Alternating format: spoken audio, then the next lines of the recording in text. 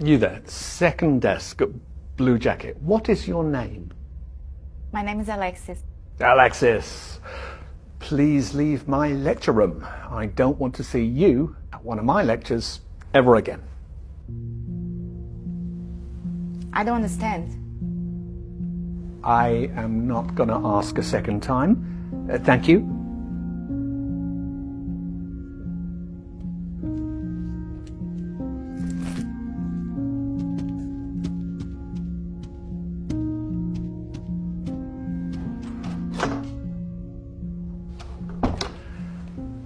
Why are there laws?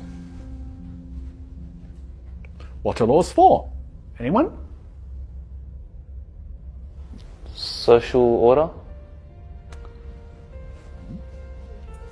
To protect the person's personal rights. So that you can rely on the government? Justice? Thank you.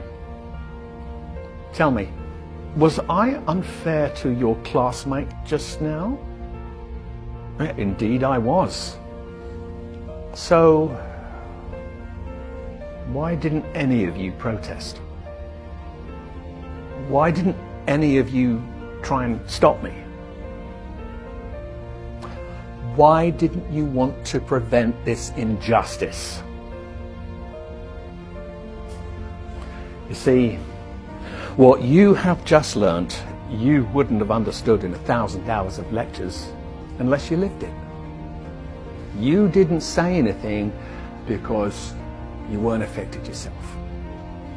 And this attitude speaks against you and against life.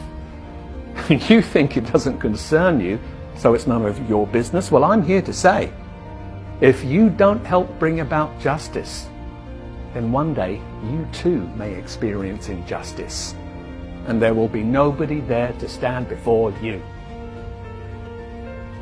Truth and justice lives through us all, and we must fight for it. Because in life and work, we often live next to each other, but not with each other. We console ourselves that the problems of others are nothing to do with us, none of our business.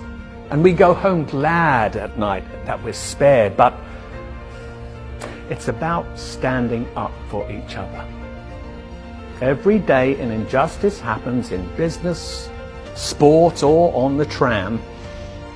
Relying on someone else to take care of it is not good enough. It is our duty to be there for others, to speak up for others when they cannot. I am here to teach you the power of your voice. I want you to learn critical thinking to empower you to stand up for what is right, even if it means going against what everyone else is doing. Let's begin.